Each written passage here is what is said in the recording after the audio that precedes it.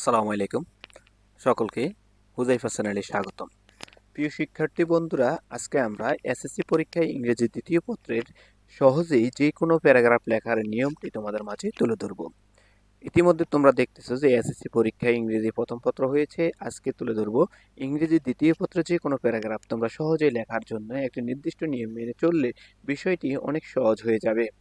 তো চলো আলোচনা শুরু করি। শুরু করার পূর্বে বরাবর মতো একটি কথা বলে নিচ্ছি, তোমরা যদি প্রথমে এই চ্যানেলটি ভিউ করে থাকো তাহলে অবশ্যই সাবস্ক্রাইব বাটনে একটি ক্লিক করে যাবে এবং সাথে থাকা বেলটি বাজিয়ে দিবে। যারা অলরেডি সাবস্ক্রাইব করেছো তাদেরকে অসংখ্য ধন্যবাদ। একই সাথে চ্যানেলটি ভালো লেগে থাকলে তোমার শিক্ষার্থী বন্ধুদের সাথে অবশ্যই শেয়ার করবে।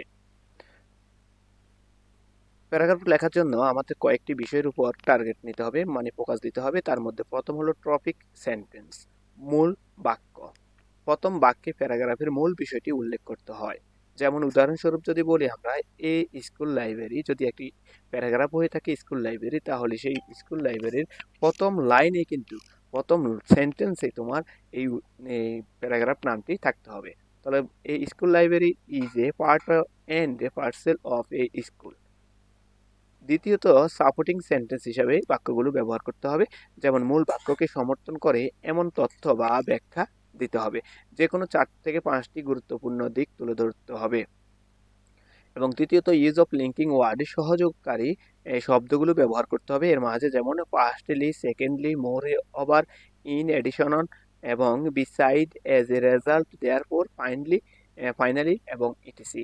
এই ধরনের বাক্যগুলো, মানে যেগুলো সংযুক্ত সংযোগকারী শব্দ, সেগুলো ব্যবহার করতে হবে এই প্যারাগ্রাফের মাঝখানে মাঝে মাঝে। এবং এর পরবর্তীতে যে কনক্লুডে সেন্টেন্স আছে বা উপসংহার বাক্য, সেটা লিখতে হবে। যেমন এটা লিখতে হবে শেষ লাইনে পুরো প্যারাগ্রাফের সারমর্ম তুলে ধরতে হবে। উদাহরণস্বরূপ আমরা যদি বলতে পারি, so a school library plays an important role in spreading the light of education. আমরা একটি উদাহরণ দিয়ে দেখি, যে প্যারাগ্রাফের 250 ওয়ার্ডের একটি উদাহরণ দেখি। টপিক নিলাম এই স্কুল লাইব্রেরি। এই স্কুল লাইব্রেরি লেখার জন্য আমরা যে কাজটি করব, এই school library is a part of A and parcel of A school. It is a parcel where students can read books, bro them, and enrich their knowledge. A school library usually contains a good number of books on various subjects. These include storybooks, novels, biographies এবং science books, history books, and reference books. Students can sit in the library during their leisure periods and read silently. This helps them to develop a reading habit and improve their understanding. দ্বিতীয় অংশে আমাদের যেটা থাকতে হবে, যেমন firstly, A school library is a store house of knowledge. It helps students to go beyond there text books and explore the world of imagination and reality. Secondly, it plays a vital role in developing the habit of self-learning.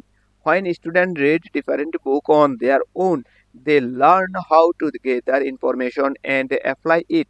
Moreover, it encourages creativity and critical thinking. In addition, students can borrow books and take them home, which makes reading more flexible. The librarian helps the students find the book they need and maintain discipline in the library. এবং finally, a school without a library is like a body without a soul. A library is not just a room full of books, it is a great way to knowledge. It helps students become better thinkers, learners, and future leaders.